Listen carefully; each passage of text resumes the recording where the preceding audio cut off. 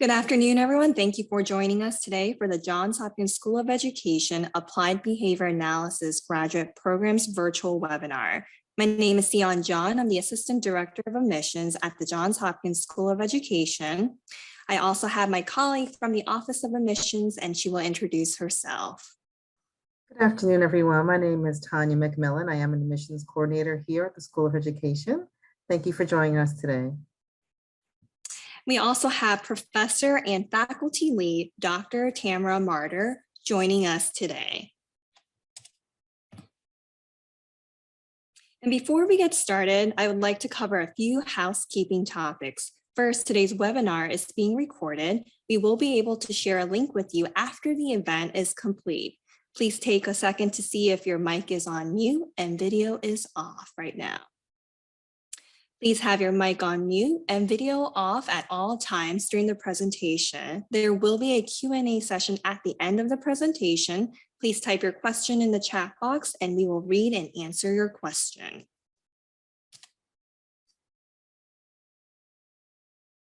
I would like to share the agenda for today's virtual webinar. We will start the presentation sharing an overview of the Johns Hopkins School of Education. Then Dr. Martyr will go over the details of the ABA programs. And lastly, I will wrap it up with admissions requirements and leave the floor open for questions at the end. And to start, we are one of 9 schools at Johns Hopkins University. We began offering college courses for teachers in 1909 and then became our own school in 2007. We are proud to share that the Johns Hopkins School of Education is consistently ranked one of the top schools in education by the U.S. News and World Report. For school enrollment, we have approximately 2,367 enrolled students for fall 2021, 27 graduate programs, which includes doctoral, master's, and graduate certificate programs, and a strong network of over 22,000 SOE alums.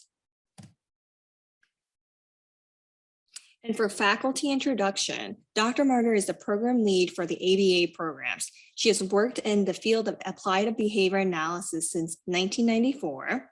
Her research interest includes improving learning outcomes for students with developmental disabilities and autism through effective training and preparation of educators and professionals who provide educational services. And this includes training educators on implementing evidence-based practices with fidelity and preparing special educators in the field of applied behavior analysis. And at this time, I will hand the floor over to Dr. Martyr. Thank you. Welcome, everybody. I'm very excited to be here with you today to talk about our ABA programs.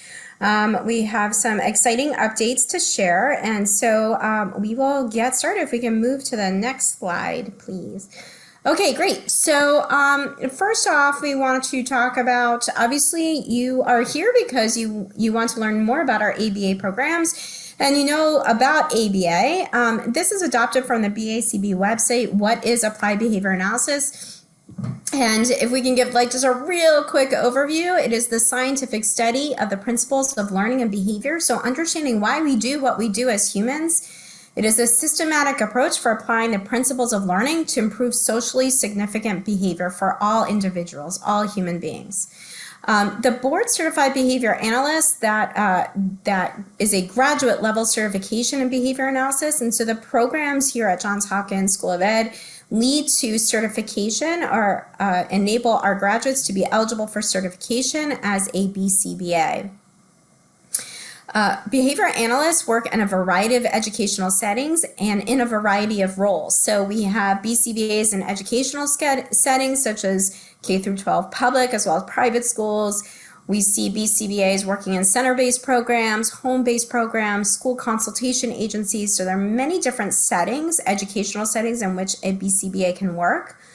And then we also see BCBAs in a variety of roles, from behavior specialists, teacher, school psychologist, staff trainer, SLPs, program coordinators, home therapists, and administrators. And we're really excited to see that the majority, really all of our alumni fill each one of these buckets of educational roles. So there's a lot that we can do as a behavior analyst within the field of education. a lot of roles we can fulfill. Okay, if we can, there you go.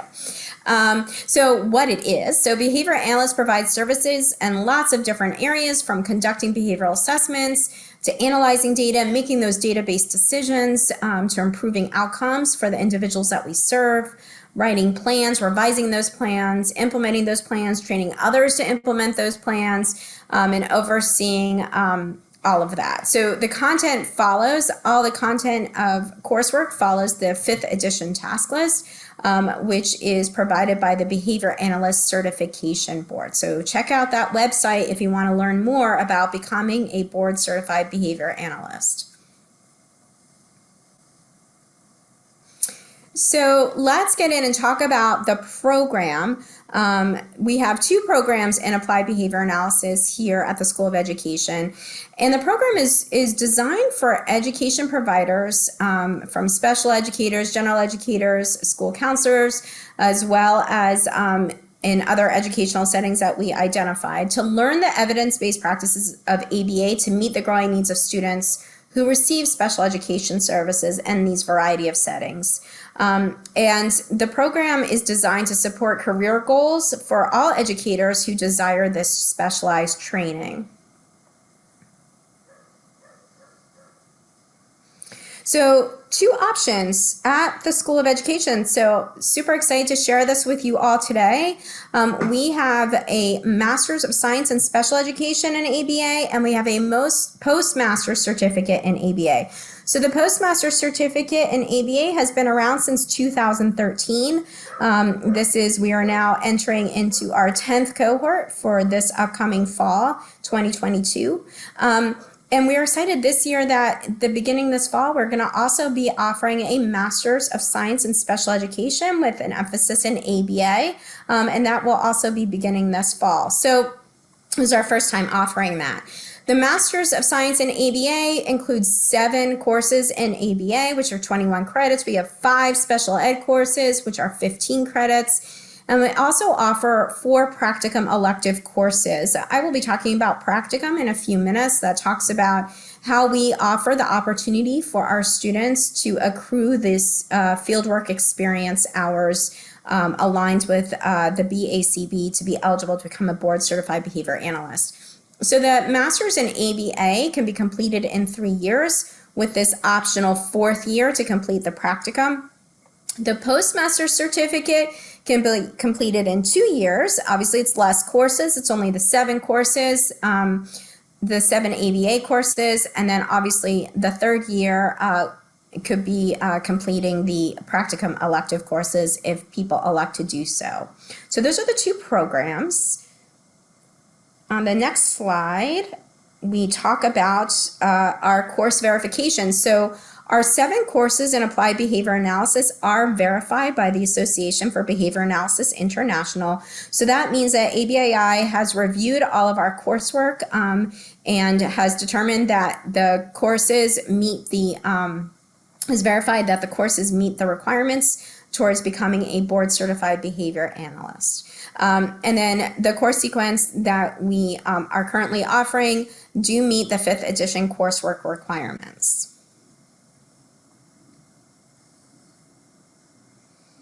In our next slide, let's talk a little bit more in detail. We talked about the courses and the electives. I want to talk a little bit more in detail about the 2 programs. So the 2 programs are offered part-time, meaning that the majority of the folks who are in our program do work full-time, and then they go to school part-time in the evenings. The Master's in ABA offers the 7 ABA courses, and this applies also to the Postmaster's Certificate. Those 7 ABA courses are offered in the evenings, and they follow a hybrid model. So the really wonderful thing is over the past 8 years, this program has been offered as a face-to-face program here in Maryland. By creating these ABA courses in a hybrid model allows folks the opportunity to join the classroom at Johns Hopkins through a synchronous session like through Zoom, and while folks are also in the classroom. So everything is synchronous. It's available online. And here in Maryland, if you are in Maryland, you can join us in person for classes at our Applied Physics Lab in Laurel, Maryland. If you're outside of Maryland, then you have the opportunity to join Johns Hopkins in person through your computer. So it's pretty exciting to be able to offer that opportunity beyond the state of Maryland. The MS in Special Ed in ABA has 5 special education courses included. We offer 5 special education courses that are online asynchronously. And then the program can be completed for the master's degree in 3 years. Courses are offered during the fall, spring, and summer semesters. The postmaster certificate is also offered in that hybrid model, with it being in person if you're here in Maryland at the Applied Physics Lab, and then folks outside of Maryland can join us, join the Johns Hopkins classroom through online synchronous sessions. So everybody, regardless if you're in person or online, is having the same instruction at the same time with the same faculty from the School of Education in ABA. And again, the postmaster certificate, just the distinction there is that the classes are only offered during the fall and spring semester, and it can be completed in 2 years. So here are learning objectives. I'm not going to read through every single one of these, but you can see that the learning objectives of both programs, these are specific to the ABA courses, really work on, focus in on applying the concepts and principles of behavior analysis, including research methods into how to evaluate behavioral programs, how to complete behavioral assessments, design and implement programming, practice within the guidelines of our ethics code, and supervise others, implement and manage practice in educational settings. And obviously, the final learning outcome is passing the BCBA exam to become a board certified behavior analyst. So let's switch gears now and talk about Practicum. As I said, we offer the opportunity for students to enroll in elective courses, in our elective Practicum courses, so that students can earn the supervised fieldwork experience or the fieldwork hours in order to be eligible to sit for the exam. So during the Practicum, this is our opportunity to practice being a behavior analyst with supervision from a BCBA. So our courses are designed to meet, if you're familiar with the fieldwork experience requirements, there are 2 types of experience requirements. We follow the concentrated experience fieldwork that is outlined by the BACB. This actually is just going into effect this January, right? So now everybody who goes through an ABA program who wants to get certified must follow the new requirements. We provide supervised experiences in the application of behavior analysis in educational settings. One unique aspect of our program is that we have a Practicum coordinator. So we, when students come to us and want to complete their Practicum, their supervised fieldwork with us, we provide them with a BCBA supervisor if there's one, maybe not on site where they work. We match folks based on their areas of interest with an appropriate supervisor. The ABA, the Practicum also includes a face-to-face seminar with an instructor, so we provide both individual supervision and group supervision.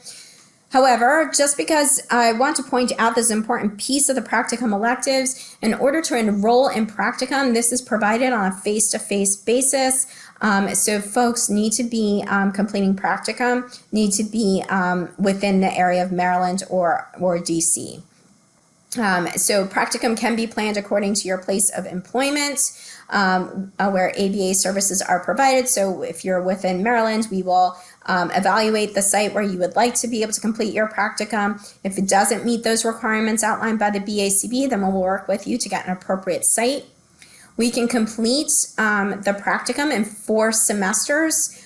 So it's a total of 1,500 hours for the concentrated experience. Now, if you look at a 15-week semester, and students are able to accrue at least 25 hours per week, then they are able to complete 375 hours per semester across 4 semesters equals 1,500 hours. So we've had a lot of experience over the past 8 years implementing the Practicum coursework, and we're pretty proud of the students who go through our programs, and we are able to provide them a wonderful experience in practicing behavior analysis with a supervisor.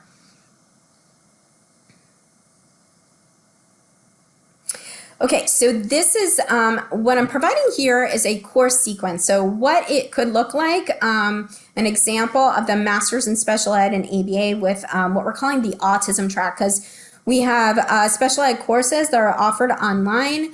We have many more special ed courses, but that are currently face-to-face. So as of this first run of the program, we're going to be focusing on MS in Special Ed and ABA with an autism track. So you can sort of see where the courses come in. You have the ABA courses and the Special Ed courses aligning across the 3 years. And then the 3rd and 4th year, you can see are where the Practicum courses become available. And you can see that in the summer, we have the specific courses also, which are mostly our special ed courses are offered in the summer. So within here, you see the different ABA courses. I'm going to talk about them a little bit more in detail.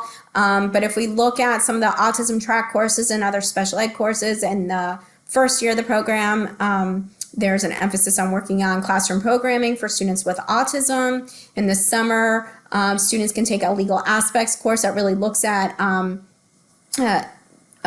legal aspects as it relates to special education. What are our laws and oversight of special education services?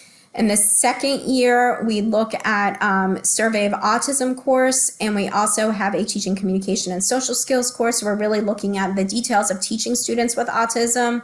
And then during the summer, students can choose to take one of 2 courses in special ed on inclusive practices, if that's a setting that you might be working in, as well as augmentative communication systems. And then the rest of the coursework during year 3 is the ABA coursework, as well as the 4th year, you can complete the Practicum only. That's the only thing that's available in that 4th year of the program. If we switch to the next slide, which talks about the grad certificate and autism postmaster certificate, I can go a little bit more into detail on the courses here that are all offered at the same time as the master's degree, right? So folks who come to our program could either be taking, folks who are we're a cohort model, but folks who are in your classes could either be taking the intro to ABA, let's say, as a postmaster certificate student or as a master's student. So if you look at the first year of the ABA program, which also aligns with the master's program, we have these 4 courses, which are foundational courses in ABA. From what is ABA, Intro to Applied Behavior Analysis in Special Education. We look at single subject design and how we use that to evaluate outcomes. And then we have the spring semester where we look at challenging behavior specifically. How do we assess and intervene with challenging behaviors? And then we talk about ethics, what are our ethics code as behavior analysts, and how do we professionally conduct ourselves. Once we have those foundational skills, then we're ready for the practicum. And you see that this really aligns the same way in the master's program too. So we get these 4 courses, and then once we have these 4 courses, then students can enroll in the practicum if they so desire to do so with us. In the second year of the program, we focus on skill acquisition in that fall semester for behavioral assessment instructional strategies. So how do we identify skill deficits for our students, and how do we teach new skills, and how do we instruct them? And then we also have our newest course in ABA that's a requirement as part of the 5th edition task list, which is supervision and consultation in practices in ABA. So within this course, we talk about how do we supervise others and consult with others to implement behavioral programming. And you can see this is also when we start implementing the Practicum elective. And then the final year of the program, students can complete the applications in ABA applications of ABA in the classroom setting or in the school setting. And in this course, we really talk about specific special cases within applied behavior analysis and education. So we talk about how do we conduct functional analyses in school settings? How does ABA and early education line up? How do we have like a special topic on extinction and the different aspects of implementing extinction. And then the other part of that class, the applications of ABA in the classroom, we really focus on how to prepare for the exam. So we spent half that class talking about strategies for preparing for the exam. And then finally, the last semester is that fourth elective in Practicum. Okay, next slide. Some additional information. So upon successful completion of the 12 courses for the master's in ABA, and upon successful completion of the 7 courses, for the master's in ABA, you complete the 12 courses, you get a master's degree from the School of Education. And upon successful completion of the 7 courses, you can get a postmaster's certificate. Students who complete the 4 elective courses with us will then be eligible to apply for certification through either the master's or the postmaster's certificate. We don't provide the certification in applied behavior analysis. Students are required to apply to the Behavior Analyst Certification Board to get that certification and be able to sit for the exam. So students who go through our program, it is expected that they are going to pursue certification in behavior analysis upon completion of the program.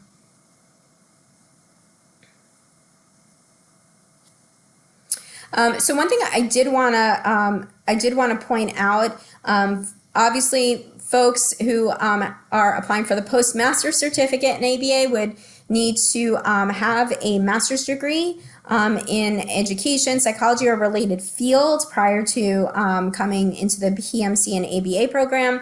Obviously, folks in the master's program don't require a master's degree. We're able to provide you that eligibility. For the BCBA exam, you must have a master's degree and those 7 courses in ABA. So coming through our program in the master's program will give you both those eligibility criteria to sit for the exam along with the practicum electives. So I wanted to take a few minutes just to talk about some of the advantages of this program. Our focus is on ABA and education. So we're really looking at all these different types of disability categories within education and how do we address those needs for those students. Hopkins is the only graduate school of education in Maryland to offer this certificate. Another advantage of the program is our practicum experience. As I previously mentioned, we have 8 years of experience offering the practicum electives. We have a very strong program and getting our students supervised and ready to practice as practitioners in the field. And the practicum is really individualized for each student. So each student's coming in with a different skill level and practice level. And so we are able to match you up with a supervisor and then individualize your practicum experience based on your skill level. Another great advantage of the program is that our students, our graduates, pass above the national pass rate. As if you're familiar with the pass rate for the BACBA exam, it is a tough exam to pass. The BCBA exam. So in 2020, the exam pass rate was 66%. In 2020, the students who graduated from the ABA program here at Hopkins who took the exam passed at 100% pass rate. So everybody who went through our program and took the exam in 2020 did pass. So that's a really important indicator for the success of our program. And as of this past October, all of the Hopkins graduates, which is 70 who have taken the BCBA exam, 69 have passed. So folks who didn't pass the first time around, let's say, across the years, all do pass eventually. So we do have a 99% pass rate, which includes first and second time candidates. Finally, which is not the final advantage, I really should talk about this first, is the faculty who are in our program. All of them are board certified behavior analysts, are very passionate about their work, specifically in the ABA program, and also special educators who are doctoral level experts in the field of special education. So all of our faculty are board certified, and they are practicing ABA every day in their full-time jobs, and then they're coming and teaching all of our students in the evening. So they are practicing ABA all day long, and then they're teaching you how to practice it as well. So we have a great group of faculty who work within our programs. And then just some milestones.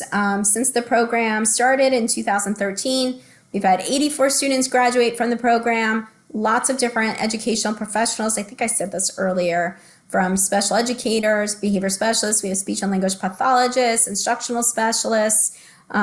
We represent 10 different school systems across Maryland and DC. We have 7 cohorts who have completed the program. 69 of them are board certified, and 43 have gone on. For those folks who remained in the state of Maryland, have gone on and become licensed behavior analysts in the state of Maryland. I'm not sure. Okay, so I think this is my last slide. So a lot of times I get the question is, who is your ideal candidate for this program? First, I would answer that that you have the desire to commit to the field of applied behavior analysis. You are clear on what all the requirements are to become board certified as laid out by the Behavior Analyst Certification Board. Of course, we can help you with understanding those requirements, but really a desire to commit to this field to become a BCBA. Also, the ability to commit the years of intensive graduate coursework. This is a tough program. It is doable, definitely, and the majority of our students do work full-time and take courses part-time, but it does take time and an investment in graduate coursework. Obviously, the final 2 are a demonstration of meeting all the admission requirements, which I think is going to be talked about shortly, and it's also on our website. And then finally, willing to work and study hard. So that's what I would say is our ideal candidate for both of our programs in the postmaster's certificate as well as the master's degree. Sayun, I think I'm going to hand it back over to you, right? Yes, thank you, Dr. Martyr. So we're going to continue by going over the application requirements for both programs. So a 3 or better cumulative undergraduate grade point average. Applicants must submit a completed application, which can be found on the school's website. The application fee is $80. Official transcripts from all post-secondary institutions attended. Again, this is from all official, all institutions you may have taken courses but did not receive a degree. An essay and a current resume, 2 letters of recommendation, and finally, the GRE is not required for this program. And as Dr. Martyr mentioned, please note that as a prerequisite, the master's option requires a bachelor's degree, and then the postmaster certificate option requires a bachelor's and a master's degree.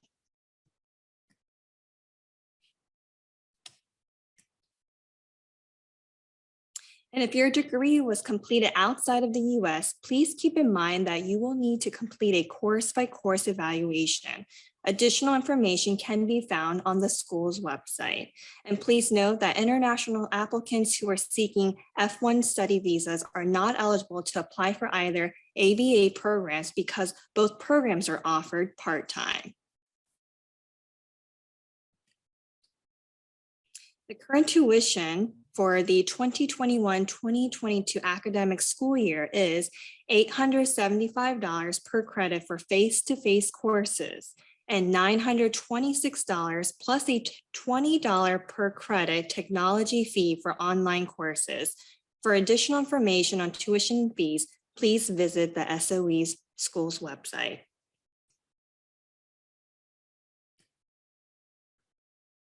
And if you're interested in applying for financial aid, we strongly encourage you to apply for financial aid when you start your application. The School of Education offers a limited number of partial need-based institutional scholarships each year.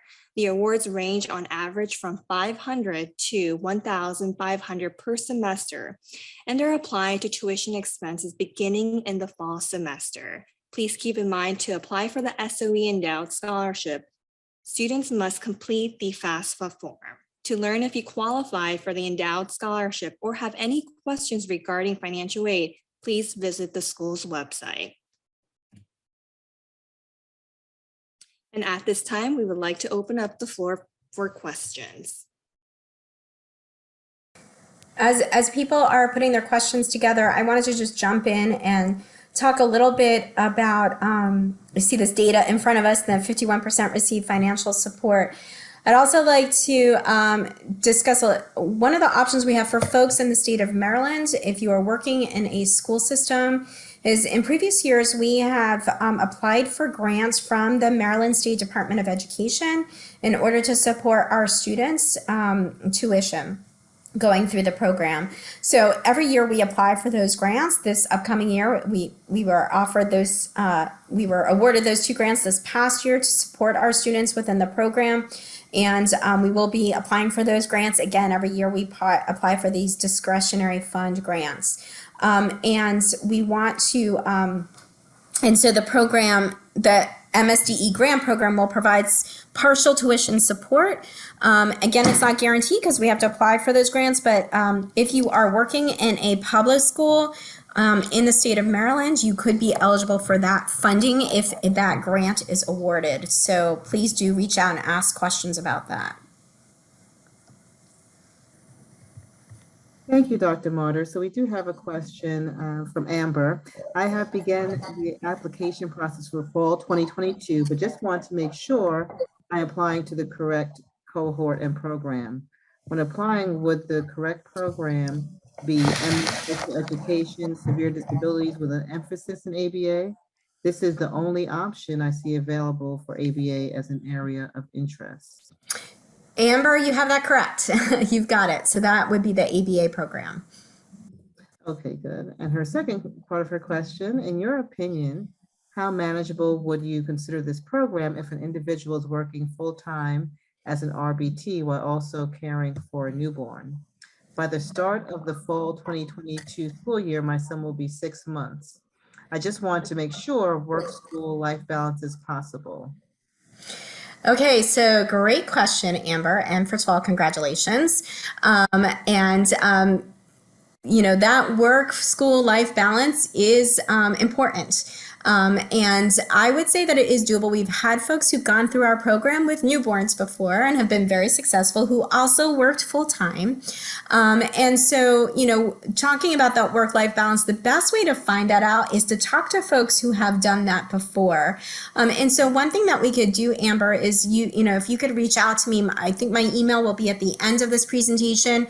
Feel free to reach out to me. And this goes for anybody here who'd like to talk to a student. I could connect, or an alumnus of the program, and I could connect you with folks who've gone through the program and can share a little bit with you about how that work-life balance goes.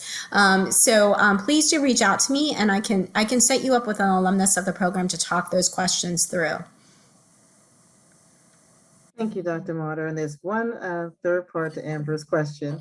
Even if you reside in Maryland, would you be able to complete your degree exclusively online if you are unable to attend in-person classes? Yeah, that's definitely a possibility. We would encourage folks to come into the classroom if they're in Maryland and have that opportunity to, but yes, that would be an option. Thank you, Dr. Martyr. We have a question from Megan. The question is, can previous ABA course credits go toward the MS in Special Education ABA? Great question, Megan. Thanks for asking that. Yes, the short answer is yes. There are a little bit more details on that. Within the school policy and transferring credits into a degree, you can only transfer up to 3 credits.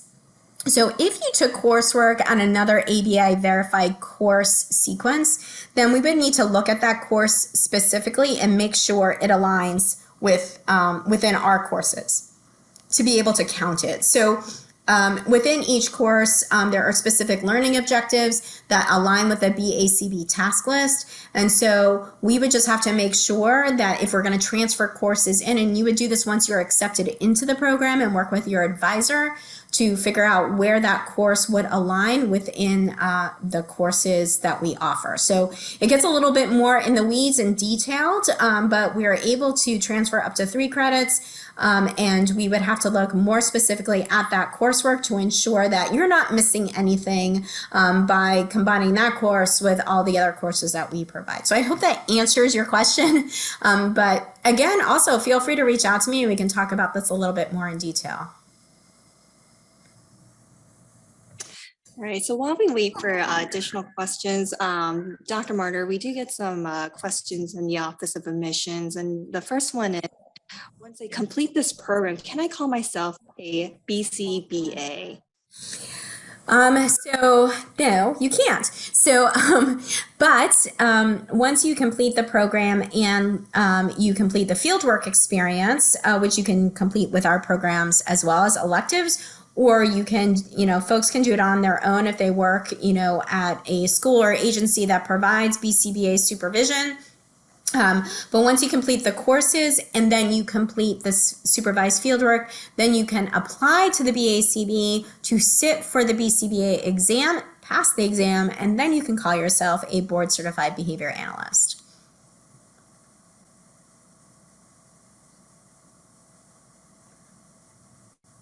All right, thank you, Dr. Martyr.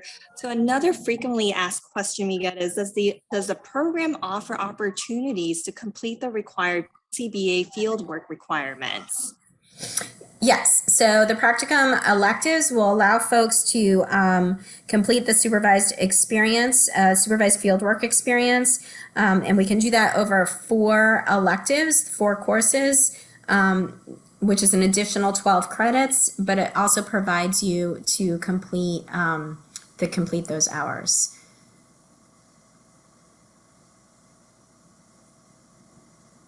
Thank you, Dr. Martyr. Another frequently asked question that we do get in admissions is there any option to do either the certificate or the master's fully online? You could do it fully online. The masters, both of them, yeah, because they are hybrid programs. So you could join us in our classroom here in Maryland through the computer, through being online. So all the online options would be synchronous online courses. And the way that we're going to be setting that up is, we do a lot of group and discussions and projects in class. And so we will be able to continue to provide those group discussions in class, and we'll divide folks up between those who are in person and those who are online. So you would still get all the benefits of being in the classroom, but it would just all be synchronously. Okay, thank you. We have another question from Amber. Typically, how long would the supervised field work take to complete? So in terms of the program, it would take 4 semesters. So fall, spring, during the fall and the spring, excuse me. So that equates out to 2 years. So we only offer the practicum experience during the fall and the spring semesters because the summers, the way the semesters are set up, just don't provide us with the opportunity to complete all of those hours in the summer. So it aligns very nicely with a 15-week semester and during fall and spring. So it would take about 2 years to complete all of the hours, the 1,500 hours. Now, one thing I do want to point out, the benefit that we have here at Hopkins of doing the practicum is we can offer the concentrated fieldwork experience. So we are able to provide you with the intensity of supervision. So if you're familiar with the different requirements, the concentrated fieldwork, you have to have actually more supervision than during the typical supervised fieldwork experience, which is also 2,000 hours. So it's an additional hour. So we're able to give it to you in that shorter period of time, although I know 2 years seems like a really long time, but we're able to give it in that 2-year time period and hit all of the requirements.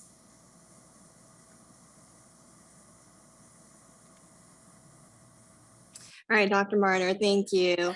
Another frequently asked question, and this is a question we get from students who work full-time and plan to go to school part-time. So how many hours per week should a student expect when completing completing one of the ABA programs. So how many hours per week on schoolwork should they expect per week? That question comes up all the time, and I am always never prepared to answer that question. But I can guesstimate that, I would say there's a lot of time spent on the weekends studying and preparing for class. So I would say, on the weekends, students could probably spend anywhere from 5 to 8 hours. If folks are spreading things across the week and are able to spend some time reading and preparing for class, I would say 1 to 2 hours per day. But that is also a great question that I would love for one of our alumni to answer, because each student does it very differently. So I think Amber was the one who was asking about, that work-life school balance. And so that would be a great question, because each student does it differently.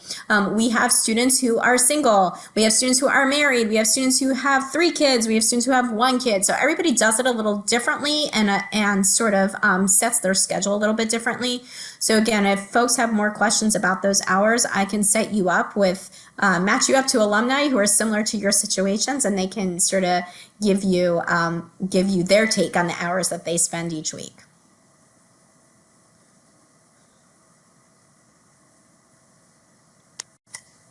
Hi, this is Looks like Yolanda. I'm sorry.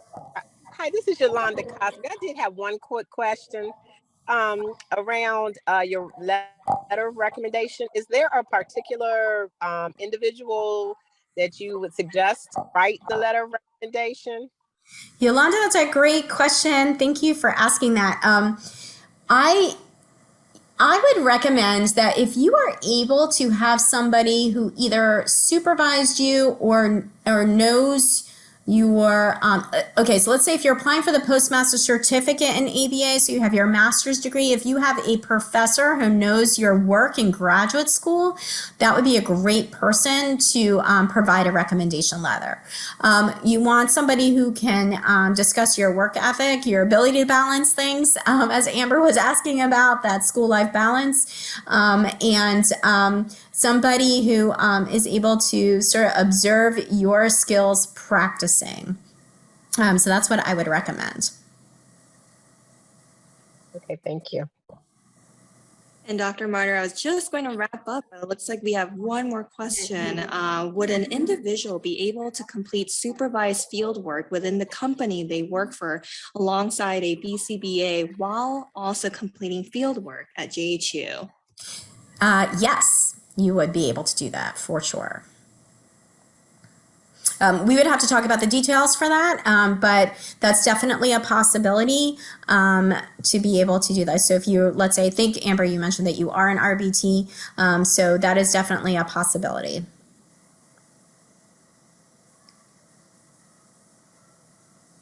All right, so it looks like there are no more questions. Thank you again for your interest in the Johns Hopkins School of Education. Thank you, Dr. Martyr, for the wonderful presentation. We look forward to hearing from you. Have a wonderful evening, everyone.